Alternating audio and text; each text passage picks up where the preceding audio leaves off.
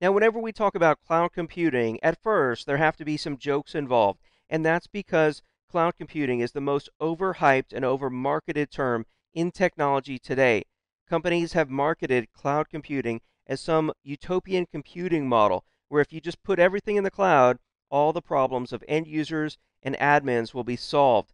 And that's why I love this Dilbert joke so much. The pointy haired boss says, I hired a consultant to help us evolve our products to cloud computing. The consultant just says, blah, blah, cloud, blah, blah, cloud, cloud, cloud. And the pointy haired boss says, it's as if you're a technologist and philosopher all in one. And Dogbert says, blah, blah, platform. In other words, he's not saying anything, but people just seem to love it for some reason. And that's because cloud computing has just been marketed as this heaven of technology.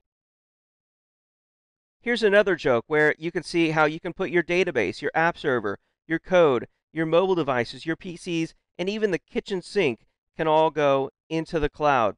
And it says cloud computing, everything and the kitchen sink. One more joke here before we move into Cloud Computing 101. These two guys are looking at their whiteboard and they say, last year we recognized that our processes were far too complex.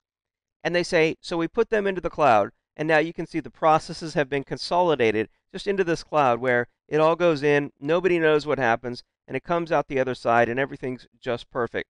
Again, the marketing has promised us this utopian computing service, and that's not the reality of cloud computing. I'm sad to say. It does offer so many great benefits, and I do highly recommend that you investigate and start learning about cloud computing. But just like any other technology, cloud computing isn't perfect. So what is cloud computing? Well, according to VMware, cloud computing is an approach to computing that leverages the efficient pooling of an on-demand, self-managed virtual infrastructure. So just as server virtualization abstracts the operating system from the hardware, cloud computing abstracts the business services from the underlying complex IT infrastructure, allowing the business to consume IT as needed, just like they do electricity, to maximize their efficiency. So the backbone of cloud computing is the virtual infrastructure. You're going to leverage your existing virtual infrastructure and turn it into this cloud computing service so that business owners can utilize IT as they need it, when they need it, based on the rules and policies that you implement. Now let's think about the various forms of cloud computing. There's a lot of different cloud computing models out there. I mean, in general, cloud computing is just some kind of hosted service because so many different service offerings are called cloud computing. There's infrastructure as a service, or IaaS, which is really what we'll be talking about in this video training course on vCloud Director. It's all about infrastructure as a service.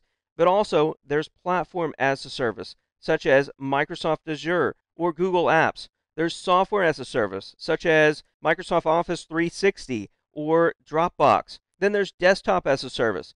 Many companies offer virtual desktops that you can subscribe to. And then there's IT as a service, which really tries to encompass everything.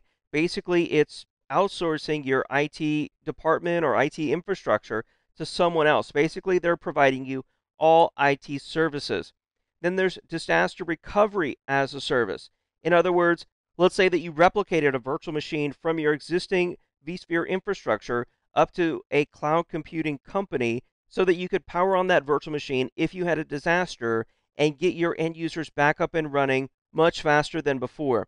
There's storage as a service. There's storage appliances that you can put into your virtual infrastructure, and then those are replicated to a cloud computing company so that all your virtual machines that were placed on that storage or all your data placed on that storage is replicated offsite. So that's storage as a service and also disaster recovery as a service. There's many other forms of cloud computing. But again, in this video training course on vCloud Director, we'll be focusing in on infrastructure as a service because that's what vCloud Director provides. Now, to implement cloud computing, you really need to take a step back and think long and hard about the approach that you have to IT at your company.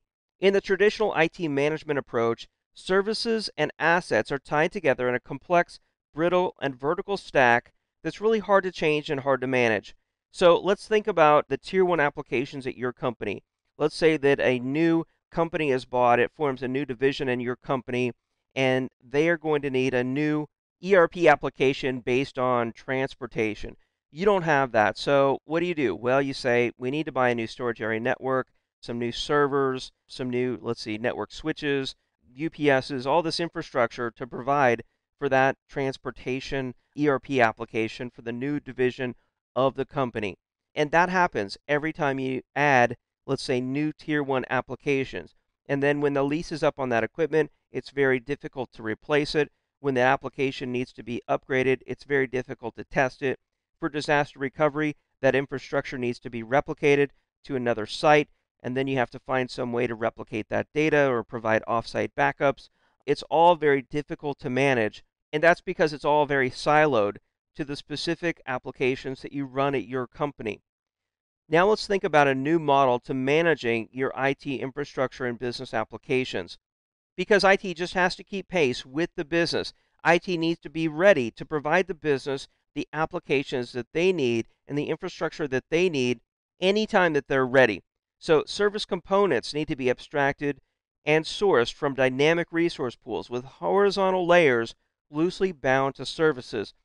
In other words, you use your virtual infrastructure. That virtual infrastructure is dynamic, it's agile, it has load balancing, it has high availability, and you create virtual machine templates. These templates can be accessed by end users, and they already have the applications the end users need on them. Those end users can power on and off the virtual machines based on the policies that you create. Or you might even put in VMware vCloud Request Manager so that the end users can request the applications and virtual machines that they need. You can approve those and ensure that they're deployed in the way that IT has specified. But still, it's all very dynamic, it's all very fast. End users get the applications that they need very quickly. They don't have to wait for you to spec out servers, order them, rack them, stack them, and install their new applications. It's a completely different approach to IT management, but it's the way that IT has to think and the speed that IT has to move at to keep pace with the business and enable the business to make money, not be a barrier slowing down the business's profitability. In other words, IT has to be an enabler that empowers the business to do great things. And this cloud management approach is going to make that happen. Here's another way to look at cloud computing. The business has strict demands of IT. As the CIO on the left, you need to be able to provision the services that the business needs when they need them within your resource constraints. And through cloud computing, you'll be able to do that as cost effectively and as quickly as possible. And as the CEO on the right, you'll enjoy cloud services because they'll provide you the agility that you need to anticipate and respond to change while maximizing IT resources. By thinking about IT as a service that provides the business the competitive advantage that they need, cloud computing can be a great thing for everyone. So what are the different types of infrastructure as a service cloud models? Well, you've got the private cloud. So you take your existing vSphere infrastructure and turn it into your own private cloud. Then you've got public cloud providers who are using vCloud Director to enable public clouds that you can subscribe to and pay for IT services by the minute or based on a commitment of specific IT services every month. And then you can connect those two and create your own hybrid cloud so that you can move applications from the private to the public or from the public to the private as needed, or even connect the two so that servers in the public cloud can work with services, or even connect the two so that, let's say, end users in the private cloud can use applications and services in the public cloud. But no matter which model you're using, vCloud Director is the piece that's going to make this possible.